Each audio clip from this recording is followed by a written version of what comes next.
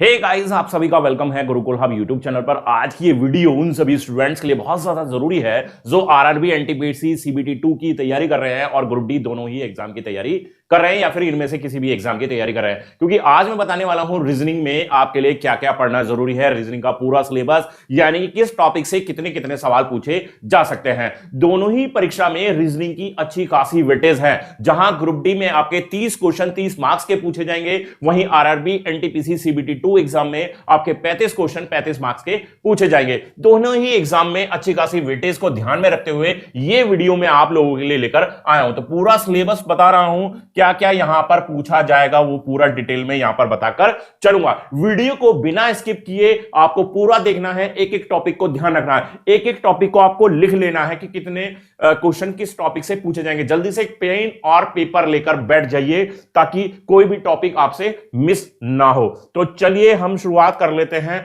बिल्कुल पहला हमारा रीजनिंग में जो टॉपिक है वो है जी एनालॉजी। एनालॉजी जिसको हम सिमिलैरिटी के भी नाम से जानते हैं जी, ठीक है।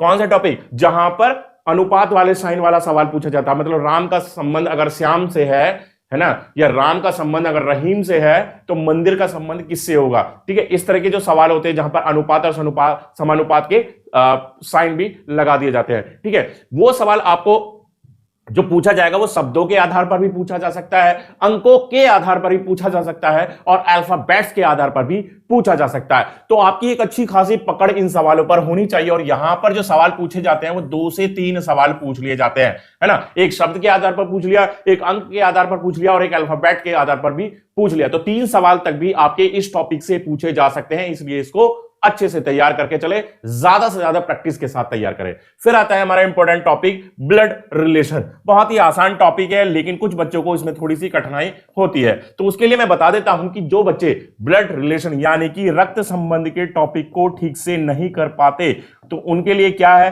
प्रैक्टिस करनी है। और प्रैक्टिस करते वक्त अपने ऊपर क्वेश्चन को अप्लाई करके देखिए, आपको बहुत जल्दी शानदार रिजल्ट उस क्वेश्चन का मिल जाएगा। क्या करना है, कोई भी क्वेश्चन करना है उसको अपने ऊपर अप्लाई करके करना है। प्रैक्टिस कीजिए, 10 20 50 100 सवाल अभी जाकर इस वीडियो खत्म होने के बाद करके देख लीजिए। आपका ब्लड रिलेशन की जो प्रॉब्लम होगी, ये रक्त संबंध के टॉपिक से जो सवाल आप गलत कर देते हैं, छोड़ देते हैं, फिर वो प्रॉब्लम आपकी नहीं रहेगी। और यहां से मैं मानता हूं कि 2 सवाल कम से कम आपकी परीक्षा में पूछ लिए जाएंगे।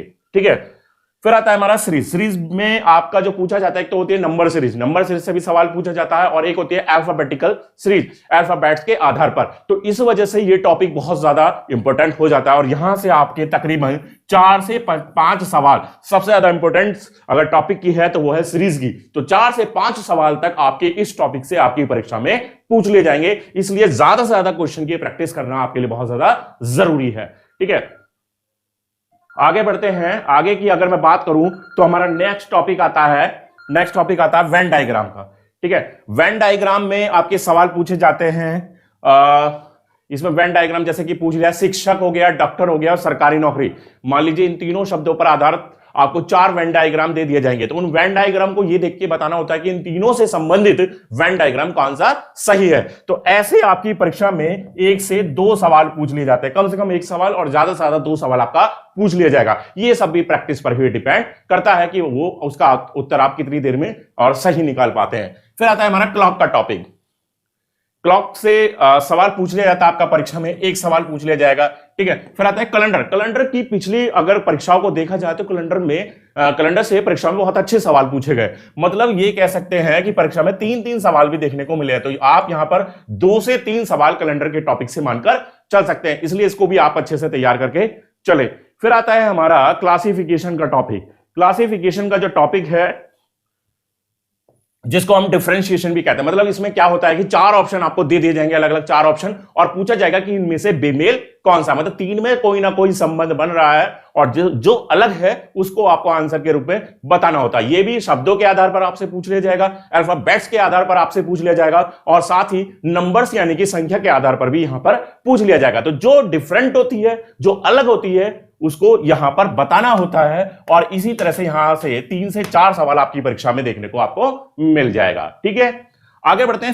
फिगर से यहां पर काफी सवाल पूछे जाते हैं। एक्चुअली फिगर जो है 3-4 टॉपिक का एक पैकेज है। जैसे इसमें पेपर कटिंग से पूछ लिया जाएगा क्वेश्चन, है ना, पेपर फोल्डिंग से सवाल पूछ लिया जाएगा, कोई भी आपको कोई फिगर दे दी उसको पूरा करने से संबंधित सवाल पूछ लिया जाएगा, ठीक है, कोई ट्रायंगल दे दिया या रेक्टेंगल दे दिया और उसमें कुछ लाइनें दी गई हैं बीच में, और तो पूछ लिया जाएगा इसमें कितने ट्रायंगल बन रहे हैं, या इसमें कितने स्क्वायर बन रहे हैं, या इस पूरी फिगर में कितने रेक्टेंगल बन रहे हैं, या इस सर्कल में कितने सर्कल बन रहे हैं। इस तरह से सवाल पूछ लिया जाता है। तो 4-5 टॉपिक का समावेश है इस फिगर के टॉपिक में और पूरा पैकेज है, इसलिए मैं यहां कहूंगा कि 4 से 5 सवाल आप यहां पर आपकी परीक्षा में देखने को आपको मिल जाएंगे। तो अच्छा टॉपिक है और सवाल पूछे जाते हैं। और सबसे मेन बात यह है कि इस टॉपिक को सॉल्व करने के लिए कोई फॉर्मूले की जरूरत नहीं होती। जितना आप फिगर से रिलेटेड जितने भी सवाल आप ज्यादा से ज्यादा प्रैक्टिस में लाएंगे उतना ही आपका ये टॉपिक बेटर होगा और उतना ही इस पोर्शन से आप ज्यादा से ज्यादा मार्क्स गेन कर पाएंगे। इसलिए फिगर्स के टॉपिक्स को थोड़ा ध्यान से उसको अपनी प्रैक्टिस में लाएं, क्योंकि 4 से 5 सवाल का मतलब यह है कि अच्छा खासा स्कोर आपका यहां पर इंक्रीज हो जाएगा। रैंकिंग का टॉपिक है, रैंकिंग के टॉपिक के साथ मैं जोड़ूंगा यहां पर सिटिंग अरेंजमेंट, है ना। तो ये दोनों टॉपिक सिमिलर साथ ही चलते हैं और यहां से मैं कह सकता हूं कि 3 से 4 सवाल आपको परीक्षा में यहां पर देखने को मिल जाएंगे। रैंकिंग में ये पूछने जाता है कि मोहन सोहन से बड़ा है, सोहन राम से बड़ा है, राम घनश्याम से बड़ा है, तो बताइए सबसे छोटा कौन है या इनमें से बीच में कौन रहेगा। तो इस तरह से पूछ लिया जाता है। सिटिंग अरेंजमेंट ये है कि राम श्याम के दाएं 4थे स्थान पर है, श्याम नेहा के बाएं 5वें स्थान पर है। इस तरह से सवाल पूछ लिया जाता है ना, सर्कल पर, रेक्टेंगल के हिसाब से, बेज पर बैठे हुए हैं, तो वहां से आपके 3 से 4 सवाल दोनों ही टॉपिक को मिक्स करते हुए पूछ लिए जाते हैं। फिर आता है आपका क्लोजिंग का टॉपिक, कथन निष्कर्ष, और इसमें मैं जोड़ूंगा स्टेटमेंट एंड आर्ग्यूमेंट, है ना। आर्ग्यूमेंट से सवाल भी पूछ लिया जाता है। तो यहां पर भी आपके परीक्षा में 4 से 5 सवाल इस कंप्लीट पैकेज के साथ पूछ लिए जाते हैं, जिसमें क्लोजिंग और स्टेट आर्ग्यूमेंट साथ है। तो ये कुछ टॉपिक्स रहे। इसके अलावा अगर मैं बात करूं यहां पर डायरेक्शन, दिशा ज्ञान परीक्षण से सवाल, 2 सवाल आप यहां पर तैयार रखें, क्योंकि ये सवाल देखने को मिल जाएंगे आपको आपकी परीक्षा में। उसके बाद आ जाता है कोडिंग डिकोडिंग, इंपॉर्टेंट टॉपिक है और 3 से 4 सवाल तक की संभावना कोडिंग डिकोडिंग से पूछी जाती है। कोडिंग डिकोडिंग में भी शब्दों के आधार पर, अल्फाबेट्स के आधार पर, नंबर्स के आधार पर संयोजन करते हुए सवालों को आपके सामने रख दिया जाता है।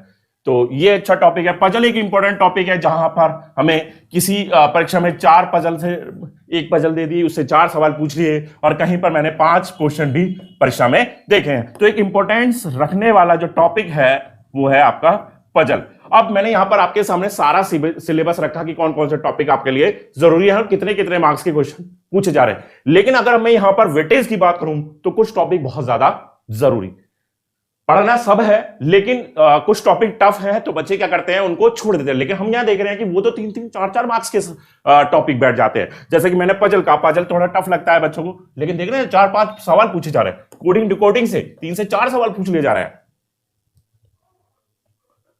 स्लोजन स्टेटमेंट आर्गुमेंट से 4 से 5 सवाल पूछे जा रहे हैं। रैंकिंग सिटिंग अरेंजमेंट 3 से 4 सवाल पूछे जा रहे हैं। फिगर से 4-5 सवाल पूछे जा रहे हैं। क्लासिफिकेशन से 3 से 4 सवाल पूछ ले जा रहे हैं, है ना। सीरीज से 4 से 5 सवाल पूछ ले रहा है और बच्चे इन्हीं में से कुछ टॉपिक को छोड़ देते हैं, इसी वजह से मार्क्स कम हो जाते हैं। तो जो टॉपिक से सवाल ज्यादा पूछा जा रहा है उनको और मजबूती के साथ तैयार करके चले और ज्यादा प्रिपरेशन के साथ तैयार करके चले। समझ रहे हैं ना मेरी बात को? तभी आप रीजनिंग में एक अच्छा स्कोर कर सकते हैं। और रीजनिंग एक ऐसा सब्जेक्ट है जहां पर 100% तक की भी आप श्योरिटी रख सकते हैं। मैं कह रहा हूं 90+ तो कहीं ना गए, 90+ तो कहीं ना गए, लेकिन 100%, 90, 95%, 100% तक मार्क्स आप रीजनिंग के अंदर ला सकते हैं।